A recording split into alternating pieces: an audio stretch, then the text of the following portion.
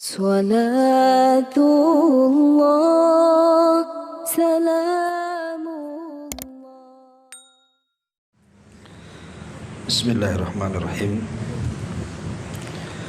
Assalamualaikum warahmatullahi wabarakatuh.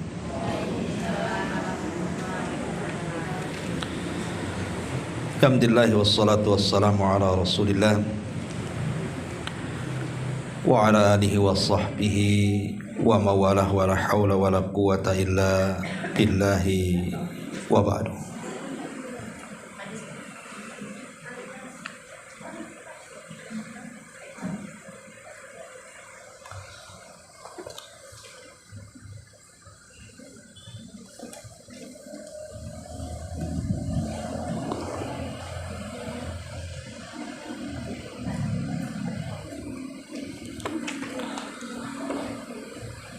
Baik, kita lanjutkan kajian kita, masih membahas tafsir singkat dari surah Al-Baqarah, dan kita masuk pada ayat ke 149.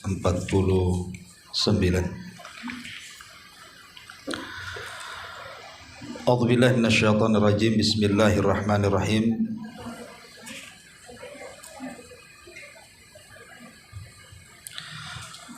Wa min haitsu kharajta fawalli wajhaka syatral masjidil haram wa innahu lal haqqu mir rabbika wa mallahu bighafilin amma ta'malun.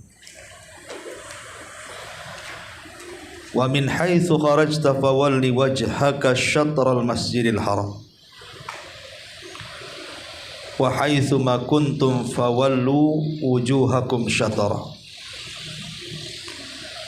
li'alla yakuna lin-nasi 'alaikum hujjatun illa alladhina zalamu minhum fala tahshawhum wahshawni wa liutimma ni'mati 'alaikum wa la'allakum tahtadun. Allah Subhanahu wa ta'ala mengatakan, dari arah manapun kau keluar, maka hadapkanlah wajahmu menuju Masjidil Haram. Dan sesungguhnya itulah kebenaran dari Rabbmu, dan tidaklah Allah lalai dari apa yang kalian kerjakan. Dan dari manapun engkau wahai Muhammad keluar, maka hadapkanlah wajahmu ke arah Masjidil Haram. Dan di mana saja kamu berada, maka hadapkanlah wajahmu ke arah itu, agar tidak ada alasan bagi manusia untuk menentangmu, kecuali orang-orang zalim di antara mereka. Janganlah kamu takut kepada mereka, takutlah kepadaku, agar aku menyempurnakan nikmatku kepadamu dan agar engkau mendapatkan petunjuk. Taib, masyiral muslimat yang dimuliakan Allah Azza wa Jal, surah Al-Baqarah ayat 149 dan seterusnya. Ayat ini sebenarnya ayat yang pertama kali menunjukkan adanya mansuh. Mansuh itu artinya menghapus hukum yang sudah berlaku, di mana sudah sering saya katakan bahwa Nabi SAW selama 3 tahun di Mekah menghadap Baitul Maqdis ketika salat, dan setahun lebih di kota Madinah. Kemudian turun ayat ini memansuh atau menghapus hukum menghadap Baitul Maqdis saat salat, kemudian dipalingkan ke Masjid Al-Haram, Makkah Al-Mukarramah. Dan di sini terulang 3 kali kalimat fawalli wajhaka syatral masjidil haram. Karena sebelumnya juga di ayat 144 Allah juga mengatakan fawalli wajhaka syatral masjidil haram. Kemudian di ayat 149 juga Allah mengatakan fawalli wajhaka syatral masjidil haram. Kemudian di ayat 150-nya juga fawalli wajhaka syatral masjidil haram. Artinya 3 kali Allah Subhanahu wa taala mengulang arahkan wajahmu ke Masjidil Haram. Kenapa Allah Subhanahu wa taala di 3 ayat ini mengulang-ulang arahkan wajahmu ke Masjidil Haram? Pertama, dan ini pendapat mayoritas para ulama, bahwa pengulangan yang sama dalam pengalihan kiblat ini maknanya litakid, untuk penguat bahwa kiblat itu sudah tidak lagi ke Baitul Al-Maqdis, tapi diarahkan ke Baitullah Al-Haram. Yang kedua, pengulangan ini menunjukkan bahwa tidak akan mungkin berpaling lagi. Setelah Nabi dan kaum muslimin menghadap Baitullah Al-Haram, tidak akan mungkin kembali berpaling ke Masjidil Aqsa atau Baitul Maqdis. Artinya kiblat ini sudah ditetapkan. Kemudian yang ketiga, bahwa pengulangan ini adalah perintah Allah, bukan karena kemauan Nabi SAW. Makanya Allah sampai mengulang 3 kali. Dan yang keempat, bahwa pengulangan 3 kali ini karena ada khitab yang berbeda. Ada khitab yang berbeda, maksudnya yang diajak bicara itu bukan 1 orang, tetapi ada beberapa orang. Yang pertama maksudnya ketika Allah Subhanahu wa taala mengatakan dalam ayat 144 itu, maksudnya fawalli wajhaka syatral masjidil haram, hadapkan wajahmu ke Masjidil Haram, maksudnya khitab kepada Nabi. Allah perintahkan Nabi untuk menghadap Baitullah Al-Haram. Kemudian yang ayat yang ke-149-nya, hendaklah palingkan wajah menuju Masjidil Haram, maksudnya bagi kaum muslimin. Bagi kaum muslimin yang mereka mukim dimanapun berada, baik di sekitar Mekah ataupun yang jauh dari Mekah, termasuk kita di sini, harus menghadap Baitullah Al-Haram ketika salat-salat kita. Adapun ayat yang ke-150-nya itu khitab kepada para musafir, kepada orang yang sedang safar. Dimanapun kaum muslimin berada ketika mereka sedang safar, tetap ketika salat menghadap Baitullah Al-Haram. Itulah kenapa kemudian ayat ini diulang 3 kali perintahnya. Hadapkan wajahmu menuju Baitullah Al-Haram. Itu faedah pengulangan yang disebutkan oleh ulama tafsir. Kemudian Allah Subhanahu wa taala mengatakan wa innahu lal haqqu mir rabbik. Dan sungguh ketika Allah Subhanahu wa taala memerintahkan untuk memalingkan ke Baitullah Al-Haram dari Baitul Maqdis itu, sungguh-sungguh itu memang ketentuan Allah. Karena ketika pemalingan kiblat itu, orang-orang Yahudi menyangka bahwa itu permainan Nabi. Begitu juga orang-orang munafik mengolok-olok. Begitu juga orang-orang musyrik Arab mengolok-olok Nabi. Makanya ditetapkan ini bukan keputusan Nabi, tapi ini perintah Allah. Makanya Allah mengatakan lal haqqu mir rabbik. Kemudian wa mallahu bighafilin amma ta'malun. Dan Allah tidak lengah terhadap apapun yang kalian kerjakan. Artinya setiap pekerjaan kita diawasi Allah Subhanahu wa taala. Termasuk ketika memalingkan kiblat ke Baitullah Al-Haram, semua atas pengawasan Allah Subhanahu wa taala dan akan diberikan balasan akan itu. Kemudian Allah Subhanahu wa taala mengatakan wa min haitsu kharajta fawalli wajhaka syatral masjidil haram. dari arah manapun kau wahai Muhammad keluar, maka hadapkanlah wajahmu menuju Masjidil Haram. Wa haitsu ma kuntum fawallu wujuhakum syatara. Dan di mana saja kamu berada, maka hadapkanlah wajahmu ke arah itu. Kemudian Allah Subhanahu wa taala ingin membantah orang-orang Yahudi dan juga orang-orang munafik serta orang-orang musyrik, li alla yakuna linnasi alaikum hujjatun, supaya ketika kemudian keputusan Nabi SAW mengalihkan dari Baitul Maqdis ke Baitullah Al-Haram itu, agar manusia mereka memiliki hujah kepada kalian. Allah mengatakan di sini, agar tidak ada alasan bagi manusia untuk menentang kamu, illal ladzina zalamu, kecuali orang-orang zalim minhum, dari mereka. Ada yang mengatakan bahwa kalimat illa di sini ada dua penafsiran para ulama. Kalau yang dimaksud kalimat illa di sini artinya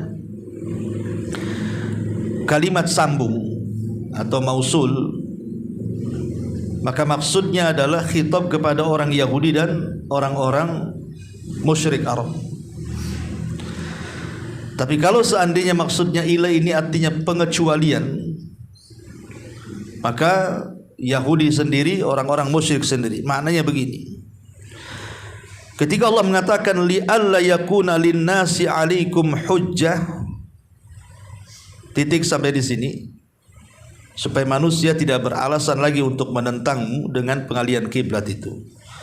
Karena ketika itu orang-orang Yahudi, mereka mengolok-olok pengalihan kiblat dan seolah-olah Nabi SAW mempermainkan agamanya. Kok kemarin menghadap ke kiblat kami, sekarang kok sudah lain pula kiblatnya ke kiblat yang orang-orang musyrik agungkan. Ini agama apa? Maka Allah Subhanahu wa taala turunkan bahwa ini perintah Allah, bukan perintah Nabi SAW, dan ini hujah yang kuat. Dengan turunnya ayat ini berarti Allah Subhanahu wa taala memberikan hujah kepada Rasul untuk membela diri dari sangkaan buruk orang-orang Yahudi kepada Nabi dan kaum muslimin. Illal ladzina zalamu, kecuali orang-orang zalim di antara mereka. Maksudnya orang-orang zalim di antara mereka, maksudnya orang-orang musyrik Arab. Karena orang-orang musyrik Arab sendiri mereka mengatakan, lihat Muhammad sudah mengalihkan kiblat kembali ke kita, sebentar lagi dia akan pindah agama. Mereka zalim mengatakan seperti itu. Maka Allah Subhanahu wa taala katakan, fala tahsyauhum wahsyauni, jangan takut atas perkataan mereka orang-orang musyrik itu, tapi takutlah kepadaku. Tetapi ada juga yang mengatakan maksudnya li alla yakuna linnasi alaikum hujjah, ini masuk kepada khitab kepada Yahudi dan juga orang-orang musyrik dalam satu kalimat. Illal ladzina zalamu minhum, kecuali orang-orang zalim di antara mereka, mencakup semuanya, entah Yahudinya, entah musyriknya, entah munafiknya, ataupun orang-orang yang tidak suka di antara mereka. Karena ketika itu bukan orang Yahudi ataupun orang musyrik munafik saja, sahabat sendiri ada yang kemudian menanamkan keraguan dalam hatinya. Kok seperti ini? Kok ada yang seperti ini? Maka harus dihilangkan keraguan, karena kalau masih ragu akan perintah Allah dan Rasulnya, maka mereka termasuk orang-orang zalim. Maka kemudian diperingatkan di sini oleh Allah Subhanahu wa taala, illal ladzina zalamu minhum. Kemudian Allah Subhanahu wa taala mengatakan, ini yang menarik kita bahas, fala tahsyauhum wahsyauni wa li utimma ni'mati 'alaikum wa la'allakum tahtadun. Maka janganlah takut kepada mereka, baik Yahudi ataupun orang-orang munafik ataupun orang-orang musyrik atau siapapun dari musuh-musuh Allah.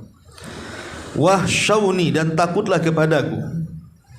agar aku menyempurnakan nikmatku untuk kalian dan agar kalian mendapatkan petunjuk. Kalimat khasyah di dalam perkataan para ulama itu berbeda dengan kalimat al-khawfu. Al-khasyah itu beda dengan kalimat al-khawfu. Karena Allah Subhanahu wa taala tidak mengatakan fala takhafuhum wa khafuni, tapi di sini fala tahsyauhum wahsyauni, walaupun maknanya sama. Tapi ulama membedakan khasyah dengan al-khauf. Sama-sama takut artinya. Tapi ulama mengatakan al-khasyah itu artinya takut yang diiringi pengetahuan. Tapi kalau al-khaufu takut, ya takut saja. Lah, perintah al-khasyah, takut kepada Allah Azza wa Jalla, ini perintah yang sangat agung sekali. Yang sangat agung sekali, karena ini bagian daripada ketakwaan kita kepada Allah Subhanahu wa taala. Di antara pengaruhnya kenapa kemudian Allah memerintahkan kita untuk memiliki sifat khasyah, sifat takut ini. Pertama, bahwa khasyah ataupun takut kepada Allah itu sebuah akhlak yang tidak disifatkan kecuali kepada orang-orang yang bertakwa. Karena hanya orang yang bertakwa lah yang takut kepada Allah. Orang yang tidak bertakwa mana takut kepada Allah. Kemudian yang kedua, bahwa al-khasyatu minallah, perasaan khasyah takut yang disertakan ilmu kepada Allah itu tub'idul insan anil wuqu'i fil ma'asi was sayyi'at, bisa menjauhkan kita dari perbuatan maksiat dan perbuatan-perbuatan buruk yang lainnya. Kalau orang takut pasti tidak akan maksiat kan, kalau takut sama Allah. Orang yang maksiat itu kan orang yang tidak takut saja. Kalau takut sama Allah tidak mungkin dia maksiat. Kemudian yang ketiga, al-khasyatu minallah sababun li ikhlasil amali lillah.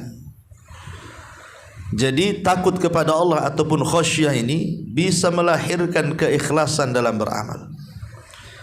Karena Nabi SAW mengatakan antahsyallaha ka'annaka tarahu,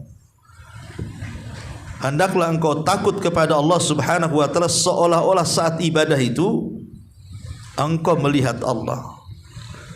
Fa innaka illam takun tarahu fa innahu yarak. Tapi kalau seandainya tidak bisa melakukan seperti itu, yakini Allah melihat kita. Dengan tertanam sifat takut berarti tertanam sifat muraqabah, merasa diawasi. Ketika tertanam merasa diawasi atau sifat muraqabah, lahirlah keikhlasan. Inilah di antara pengaruh kenapa kita harus memiliki rasa takut kepada Allah Azza wa Jalla. Adapun penyebab orang itu tidak takut, banyak manusia yang tidak takut kepada Allah Azza wa Jalla. Ya buktinya di depan kita saja banyak orang yang berlaku maksiat baik terang-terangan atau sembunyi-sembunyi kan itu. Itu maknanya orang itu tidak takut. Berdusta biasa saja, gibah biasa saja, mencaci biasa saja, melaknat biasa saja. Orang itu kan tidak takut kepada Allah. Nah tentu ada penyebabnya. Kenapa kemudian orang itu jauh daripada sifat khasyah takut ini? Pertama kata para ulama, hubbud dunya. Karena terlampau mencintai dunia sehingga kurang takutnya kepada Allah. Kenapa mencintai dunia menjadi sebab orang tidak takut kepada Allah? Karena ketika hati kita ini terpaut dengan dunia, maka kita akan jauh dari Allah. Dan syahwat dunia ini biasanya tidak mempedulikan soal takut kepada Allah. Lihat orang yang kemudian mereka mengejar dunia, bukan lupa sholat, memang sengaja meninggalkan sholat. Kalau masih lupa saja masih mendingan, tapi sengaja datang waktu sholat tak mau sholat kan itu. Nah itu kan menunjukkan bahwa dunia ini mengikat dia, sehingga jauh dari agama dan tidak punya rasa takut lagi kepada Allah. Yang kedua, tulul amal, terlampau panjangnya angan-angan. Karena seorang hamba ini atau manusia kalau mencintai kekekalan di dunia, maka dia tidak akan takut akan hisab pada hari kiamat. Dia akan merasa aman dari hisab, ya, karena merasa di dunia tidak mati-mati masalahnya, sehingga hilang rasa takutnya. Kemudian yang ketiga, al-ghaflatu wa kathratu dzunub. Ketika hati lalai dan dosa menjadikan sebuah kebiasaan. Dosa ini melahirkan dosa yang lain. Ingat, kalau orang sudah candu dengan dosa, pasti satu dosa itu akan melahirkan dosa yang lain. Sebagaimana apabila kita melakukan dosa, berarti sudah mewafatkan ketaatan. Dan itu kita bisa rasakan kenapa orang yang candu dengan dosa itu akan terus bertambah dosanya, karena imannya itu sedang turun. Dan iman turun itu dikarenakan maksiat kita kepada Allah. Ketika iman turun, maka akan terus turun, akan sulit lagi naik, kecuali orang-orang yang diberikan taufik dan mau bertobat kepada Allah Azza wa Jalla. Kemudian yang keempat, al-jahlu bisyiddati adzabillahi. Karena dia jahil akan azab Allah Subhanahu wa taala, atau dengan kata lain merasa aman dari makar Allah. Seolah-olah maksiat dia itu tidak akan dibalas. Seolah-olah maksiat dia itu, di balik maksiat tidak ada azab, atau di dunia atau di akhirat. Orang yang kemudian merasa aman dari makar Allah dan dia jahil dari syiddati adzabillah, sangatnya azab Allah kepada kita ini, maka itulah yang melahirkan ketidaktakutan orang ini kepada Allah Subhanahu wa taala. Termasuk juga suhbatul fujjar, berkawan dengan orang jahat. Berkawan dengan orang jahat ini, kalau terus-terus berkawan, sampai ada istilah para ulama, untuk merubah karakter orang itu cukup ketika seseorang berkawan selama 40 hari dengan temannya. Kalau temannya baik, 40 hari itu bisa merubah dia. Tapi kalau temannya jahat, 40 hari itu sudah cukup untuk menarik dia. Makanya kenapa Rasul sampai mengatakan al-mar'u ala dini khalili, seseorang itu digantungkan agama temannya. Dan yang keenam, tadyi'ul faraid wal i'rad an dzikrillah azza wajalla. Ketika melalaikan kewajiban, bukan hanya melalaikan, meninggalkan lagi kewajiban, berpaling dari kewajiban. Orang kalau sudah meninggalkan salat, meninggalkan puasa, meninggalkan hak-hak yang wajib baik kepada Allah ataupun kepada manusia, orang ini akan keras hatinya. Dan kalau sudah keras hatinya, biasanya hilang rasa takutnya. Ini diantara 6 sebab kenapa orang itu tidak takut. Lalu bagaimana caranya supaya rasa takut yang hilang kepada Allah itu dimunculkan kembali? Apa sebab-sebab yang bisa memunculkan perasaan takut itu? Yang pertama, zikrullahi azza wa jalla, berzikir kepada Allah Subhanahu wa taala, dan itu berdasarkan firman Allah, alladzina idza dzukirallahu wajilat qulubuhum. Orang-orang yang apabila diingatkan Allah, maksudnya berzikir kepada Allah, maka hati mereka akan takut. Jadi zikir itu penyebab munculnya takut. Yang kedua, tafakkur fi syiddati ghadabil jabbar. Hendaklah dia berfikir bahwa Allah Subhanahu wa taala kalau sudah mengirim azab itu keras sekali. Lihat, kalau Allah itu murka, gunung aja bisa meletus, laut aja bisa diluapkan menjadi tsunami, angin aja bisa berputar-putar menjadi puting beliung. Itu di dunia tuh. Orang kalau terpikir ke situ muncul takutnya, karena Allah mengatakan wa kadzalika akhdhu rabbika idza akhadal qura wa hiya zalimatun inna akhdahu alimun syadid. Begitulah Allah kalau sudah mengazab sebuah kaum karena kezalimannya, maka azab Allah itu sangat pedih sekali. Kemudian yang ketiga, at-tafakkur fi al-malakainil ladaini wakkalahumallahu bi kitabatis sayyiati wal hasanah. Berfikir bahwa di samping kiri kanan itu ada 2 malaikat yang mencatat.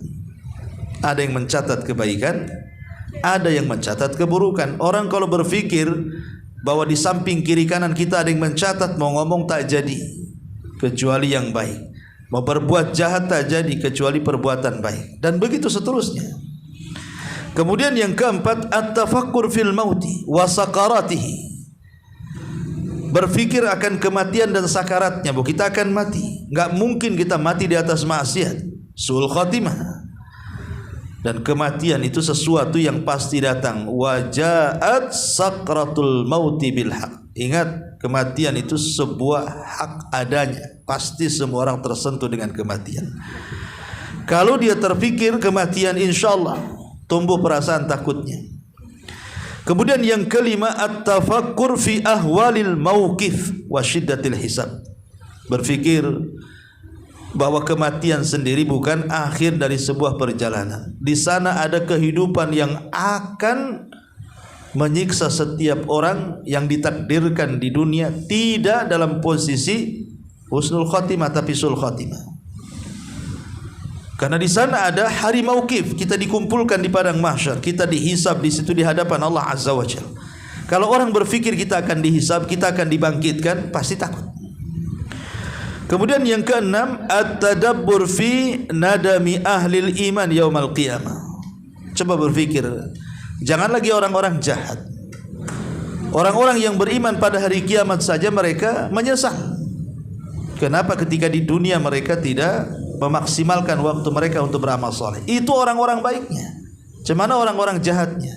Jangan lagi manusia, malaikat aja menyesal dan mengatakan di hadapan Allah Azza wa Jalla, subhanaka ma abadna haqqa ibadatik. Maha suci engkau ya Rabb, kami para malaikat benar-benar menyesal karena tidak beribadah sebagaimana mestinya ketika di dunia.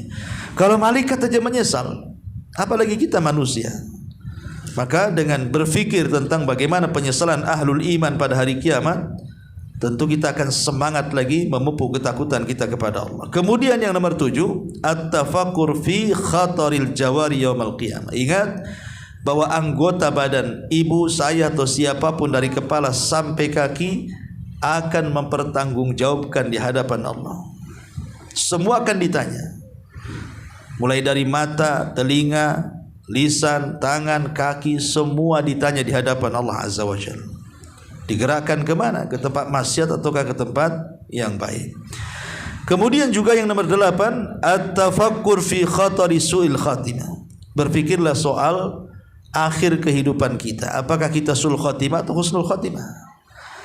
Sebab kalau itu yang terpikir, kita tidak mau kalau seandainya kita sedang maksiat kita mati. Pasti dia akan takut kan, akan menghindar tuh. Kalau orang takut akan akhir dari sebuah perjalanan hidup di dunia ini. Inilah 8 perkara yang disebutkan para ulama, di antaranya sebab menumbuhkan perasaan takut kepada Allah Subhanahu wa taala. Karena ulama mengatakan man khafallaha fid dunya aminahullahu yaumal qiyamah. Siapa yang perasaan takutnya di dunia besar, maka dia akan mendapatkan keamanan pada hari kiamat. Tapi sebaliknya, man amana adzabahu fid dunya akhafahullahu yaumal qiyamah. Siapa yang merasa aman dari azab, dari makar Allah di dunia, justru orang ini menjadi orang yang paling takut pada hari kiamat di hadapan Allah. Ya. Nah, tinggal milih. Orang yang takut di dunia aman di akhirat. Orang yang aman di dunia dialah orang yang paling takut di akhirat. Makanya apa kata Sal ibn Abdullah Yunus al-Astustari ini, seorang ulama salaf, dia mengatakan man khafallah ammanahullah. Siapa yang takut kepada Allah, justru Allah akan memberikan keamanan kepadanya. Tapi kalau dia takut kepada makhluknya, justru Allah akan menanamkan perasaan takutnya. Ma'asyiral muslimat yang dimuliakan Allah Azza wa Jalla, ada sedikit perkataan ulama salaf seputar al-khasyah di sini. Pertama, perkataan Fudail ibn perkataan Fudail ibn Iyad rahimahullahu taala. Man khafa Allah dallahul khaufu ala kulli khairin. Siapa yang takut kepada Allah, maka perasaan takut itu akan menghantarkan orangnya kepada kebaikan. Kata Fudail ibn Iyad, siapa yang takut kepada Allah, perasaan takutnya itulah yang kelak akan menghantarkan kita untuk melakukan semua kebaikan. Kenapa orang melakukan kebaikan? Salah satu yang menuntunnya adalah takut. Takut kalau seandainya kemudian dia tidak masuk surga, takut kalau seandainya Allah tidak memberikan ampunannya, rahmatnya, berkahnya, sakinahnya, dan begitu seterusnya, sehingga menuntun kepada kebaikan. Kemudian juga dikatakan yang nomor 2, Abul Qasim Al-Hakim mengatakan, man khafa syai'an haraba minhu, wa man khafa Allah haraba ilaihi. Barang siapa yang takut kepada sesuatu, bukan takut kepada Allah Azza wa Jalla, ya, maka Allah Subhanahu wa taala akan menjauh darinya. Tapi siapa yang takut kepada Allah, maka Allah akan mendekat kepadanya. Kemudian juga Yahya bin Mu'adz sampai mengatakan, ma min mu'minin ya'malu sayyi'at illa wa yalhaquha hasanatan. Tidaklah seorang mukmin itu kalau melakukan sebuah amal buruk, maka hendaklah dia menyertakan dengan 2 kebaikan supaya berhenti dari keburukannya. Pertama, khauful iqab, takut akan balasan dari Allah, dan yang kedua, warajaul afwi, harapan Allah memaafkan kesalahannya. Jadi kalau kita ini melakukan dosa, entah kita ghibah, entah kita namimah, entah kita mencaci maki orang, entah apalah maksiat-maksiat, cobalah berfikir dari 2 perkara, kata Yahya bin Mu'adz. Ingat di sana ada azab yang keras sekali, tapi di sisi lain juga Allah Maha Pemaaf. Inilah yang kemudian disebut dengan 2 rukun ibadah hati, al-khaufu war-raja, yang kata Imam Ibnul Qayyim, tanpa 2 ibadah hati ini ibarat burung tidak bisa terbang tanpa 2 sayap. Sebab kalau seandainya hanya takut saja, dia putus asa. Kalau hanya harap saja, dia meremehkan. Maka supaya kita tidak putus asa dan tidak meremehkan, maka masukkan 2 perasaan, takut akan azab dan berharap akan ampunan Allah Subhanahu wa taala. Kemudian juga dikatakan oleh Abu Sulaiman Ad-Darani, aslu kulli khairin fid dunya wal akhirah al khaufu minallah. Asal dasar kebaikan di dunia dan akhirat itu sebenarnya penanaman rasa takut kita kepada Allah Azza wa Jalla.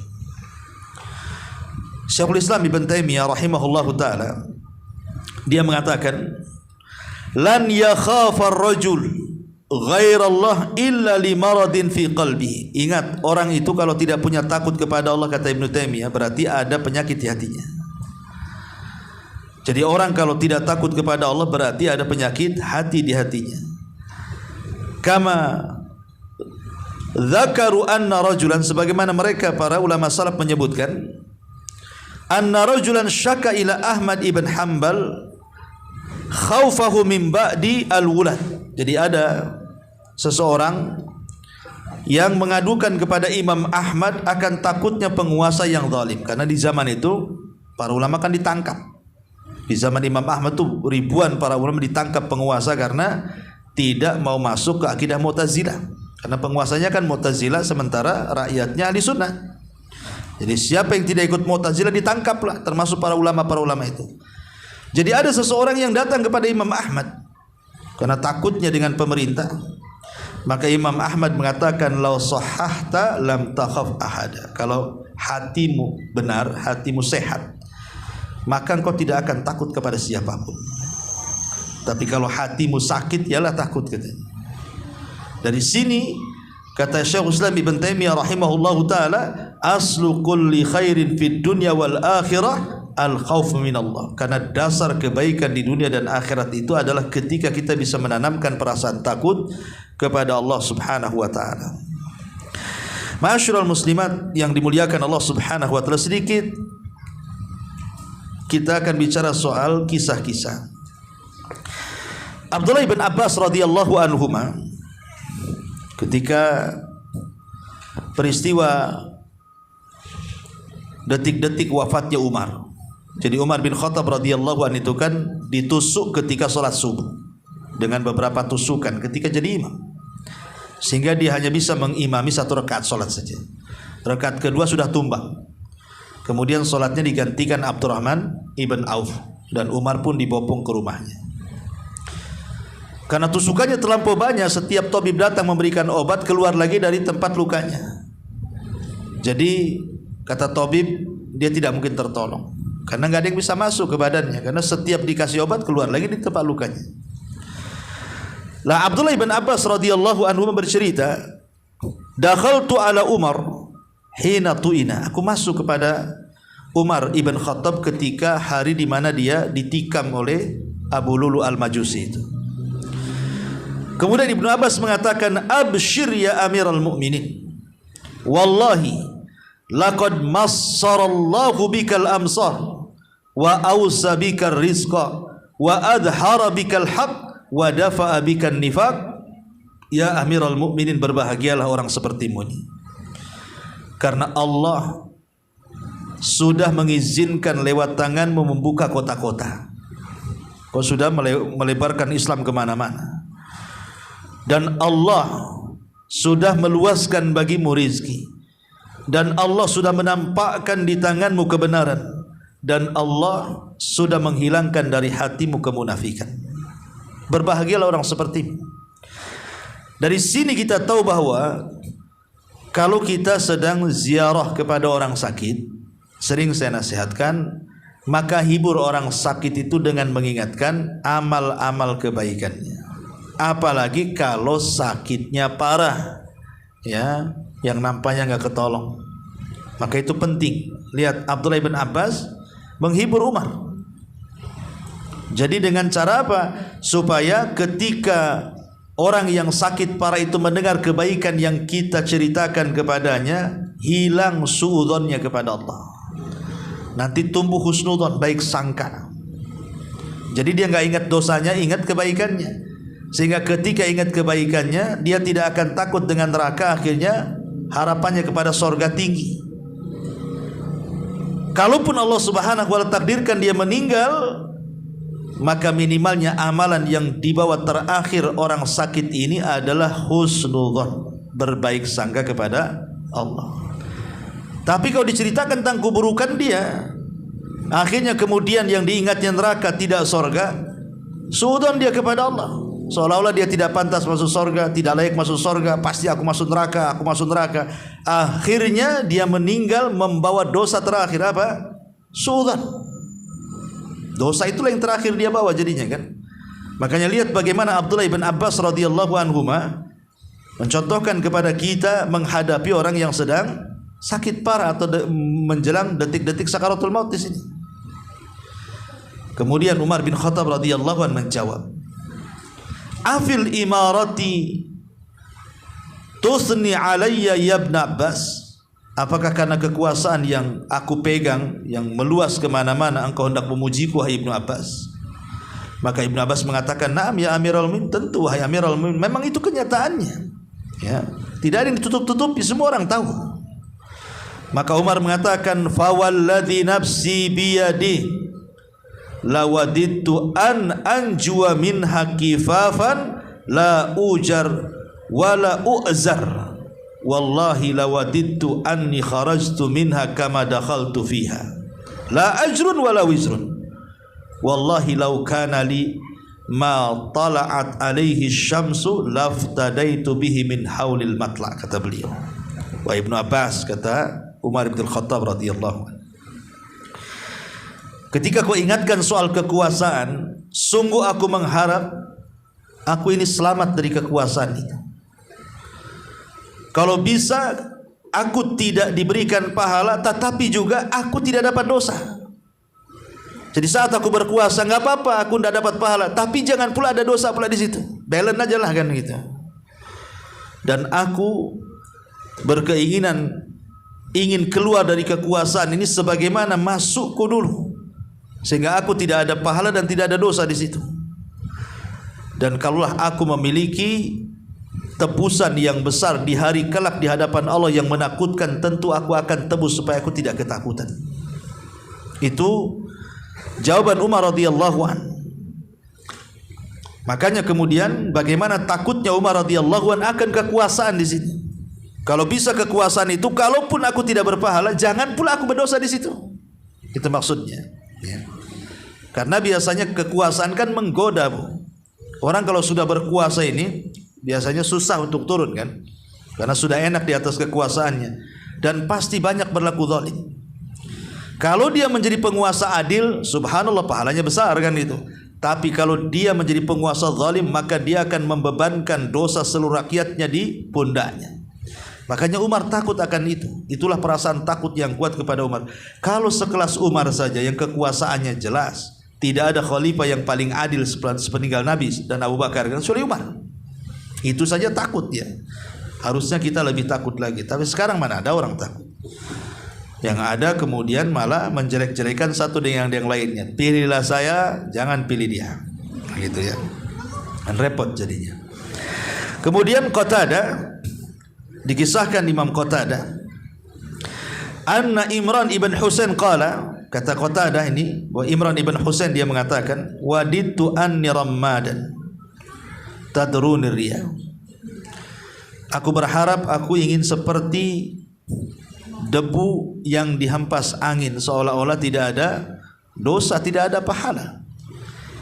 Karena nanti pada hari kiamat ketika Allah Subhanahu wa taala menghisab binatang-binatang, binatang juga akan dihisab. Karena ketika hari dibangkitkan kan semua dibangkitkan, binatang yang paling kecil yang tidak bisa dilihat kecuali dengan alat saja dibangkitkan, apalagi binatang yang besar. Kalau memang ada kisah dinosaurus pun akan dibangkitkan juga. Tapi artinya semua binatang akan dibangkitkan pada hari kiamat. Untuk apa? Untuk dihisab sebagai keadilan. Jadi kalau di dunia ini ada buaya kemudian makan, anggap saja monyet gitu ya. Nanti pada hari kiamat monyet yang makan buaya gitu ya. Jadi kalau seandainya ada binatang yang bertanduk kemudian nandu-nandu di dunia, maka tanduk akan dilepas dan akan diletakkan di binatang yang tidak bertanduk yang ditanduk, dan Allah katakan tanduklah dia sebanyak dia menanduk kamu di dunia. Jadi tapi hanya sebatas hisab saja. Mereka tidak akan masuk neraka. Karena selesai penghisaban binatang itu Allah mengatakan kunu turaba, jadilah kalian tanah. Semua jadi tanah. Lah orang-orang kafir yang menyaksikan selesai hisabnya binatang dan semua jadi tanah itu, apa kata mereka yang disebutkan dalam surah An-Naba? Ya laitani kuntu turaba. Duhai kiranya aku pun jadi tanah seperti mereka. Duhai kiranya aku jadi tanah seperti mereka, tidak ada neraka. Makanya di sini dikatakan oleh Imran ibn Husain, waditu anni ramad tadruni riyah. Duhai kiranya aku jadi tanah sajalah yang dihempas angin ke sana kemari, tidak ada pertanggungjawaban di hadapan Allah Subhanahu wa taala. Kemudian juga dikatakan Ibrahim At-Taimi dari sahabat Abdullah bin Mas'ud radhiyallahu anhu. Dan sahabat Abdullah bin Mas'ud termasuk as-sabiqun al-awwalun. Apa kata beliau? Lau ta'lamuna dzunubi. Kalau kalian tahu betapa besarnya dosa-dosaku, la hathaitum at-turab ala ra'si. Tentu kalian akan mengambil pasir dan meletakkan di atas kepalaku. Lawadittu annallaha ghafara li dzamban min dzunubi. Aku hanya berharap Allah menghapus dosa-dosaku. Lihat bagaimana sekelas Abdullah bin Mas'ud radhiyallahu an mengatakan seperti itu, padahal dia sahabat yang dijamin masuk surga loh. Tapi dia mengatakan kalau kalian tahu dosaku, kalian tidak mungkin menghormati aku. Pasti kalian mengambil pasir, kalian letakkan pula di kepalaku. Dan aku hanya mengharap Allah menghapuskan dosa-dosaku. Perkataan Abdullah bin Mas'ud ini juga ditiru oleh siapa? Imam Ahmad. Jadi ketika Imam Ahmad belanja ke pasar, karena imam zaman dulu kan yang belanja kan laki-laki, karena di pasar pun semua laki-laki, perempuan di rumah aja kan itu. Sekarang terbalik kan itu. Laki-laki di rumah, perempuan ke pasar, karena semua yang di pasar perempuan. Jadi Imam Ahmad ke pasar selepas belanja, yang namanya imam besar, imam dunia, tentu murid-muridnya pengen mendekat kepada dia, mumpung imam datang ini. Akhirnya kemudian murid-muridnya ingin memuliakan Imam Ahmad dan mengatakan, ya imam, sudahlah, belanjaanmu ini kami yang angkat. Kau pulang dengan jalan kaki. Nanti sampai pula belanjaan ini ke rumahmu. Kau tidak capek. Jadi murid-muridnya ingin ikram, memuliakan Imam Ahmad. Jadi ingin bantu mengangkatkan belanjaan dia. Ya mungkin semacam gandum 1 karung. Orang dulu kan makan roti kan itu ya. Ya harus beli gandum lah. Jadi murid-muridnya biarlah, kata murid-muridnya Imam Ahmad, kau pulang saja, belanja ini kami yang bawa. Tapi Imam Ahmad menukilkan ucapan siapa? Ucapan Abdullah bin Mas'ud ini. Apa kata Imam Ahmad? Kalian lo memuliakan saya itu karena kalian tidak tahu aib saya saja. Kenapa kalian memuliakan saya? Karena kalian tidak tahu dosa dan aib saya. Kalau kalian tahu dosa dan aib saya, kata Imam Ahmad, pasti kalian akan mengambil pasir dan meletakkan di kepalaku. Tinggalkan aku, kata Imam, biar aku bawa, katanya. Bagaimana tawadunya seorang Imam Ahmad kan itu. Dari sini ada faedah besar bahwa kemuliaan manusia itu karena Allah masih memuliakan kita di mata manusia. Kalau Allah tidak hendak memuliakan kita, Allah tinggal bongkar aib kita. Siapa yang tidak punya aib? Semua punya aib. Dan kalau dibongkar aib, jangan banyak-banyak, 1 saja, itu sudah cukup merontokkan dia di mata manusia. Macam mana kalau semua aib dibongkar? 1 saja aib kita dibongkar oleh Allah Azza wa Jal, hilang itu penghargaan manusia kepada kita.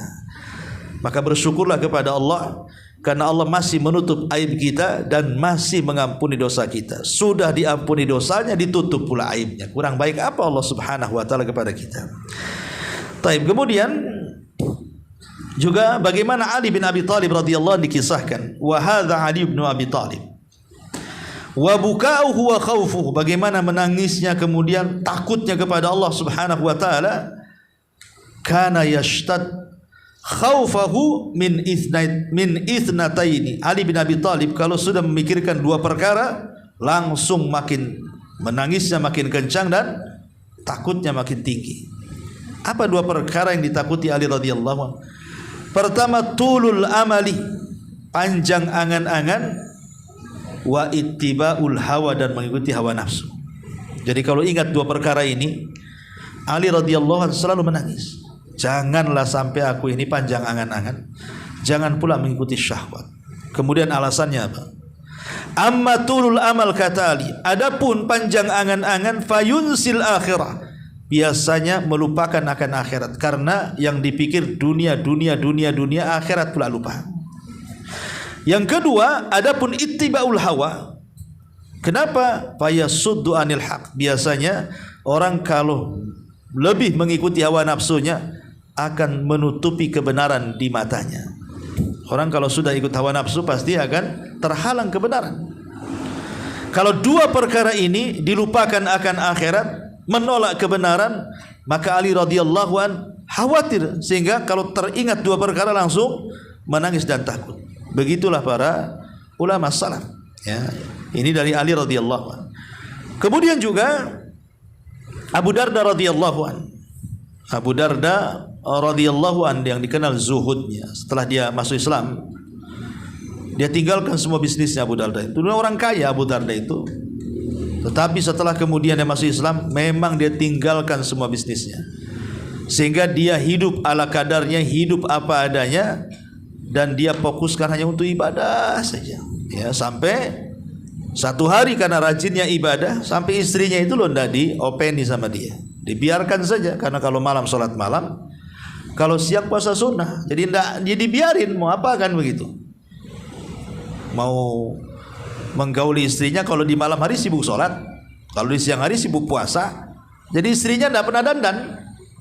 Jadi satu hari Salman Al-Farisi ini lewat, karena belum ada ayat hijab, artinya kan masih nampak mukanya kan itu. Jadi Salman ini heran, ngomonglah sama Abu Darda ini, Abu Darda, kau ini punya suami, dandanlah sikit, katanya kan. Masa kayak gini wanita yang punya suami? Apa kata Abu Darda? Ya Salman, anna Abu Darda laisa lihaja. Abu Darda loh sudah enggak berhajat lagi sama saya, udahlah kayak gini aja lah, apalagi, katanya kan. Maka Salman mengatakan, oh tunggu, kalau begitu dia perlu nasihat. Akhirnya Salman menasihati Abu Darda dan mengatakan, Abu Darda, engkau itu punya 3 waktu. Sepertigamu berikan kepada Allah, sepertigamu berikan kepada keluargamu, dan sepertigamu berikan kepada dirimu. Kau perlu istirahat juga. Dan itu. Jadi bagian ibu dari suami itu cuman 1/3, jangan minta lebih. Ya. Suami juga perlu refreshing dengan kawan-kawannya, kan ada tuh yang kepo istri-istri itu ya. Suami kemana telepon, di mana bang, cepat balik kan itu. Dan dia perlu juga sepertiga hidup dia itu perlu refleksing juga kan. Lihat ucapan Salman di sini. Ya kalau dia sudah ngasih sepertiga itu sudah cukup. Kalau lebih, alhamdulillah. Ya karena dia juga perlu berkawan juga. Tapi ada juga suami yang zalim kadang-kadang pulang pergi lebih banyak perginya kan itu daripada pulangnya. Karena ada juga yang kemudian malah lebih senang ngobrol sama orang lain dibandingkan sama istrinya.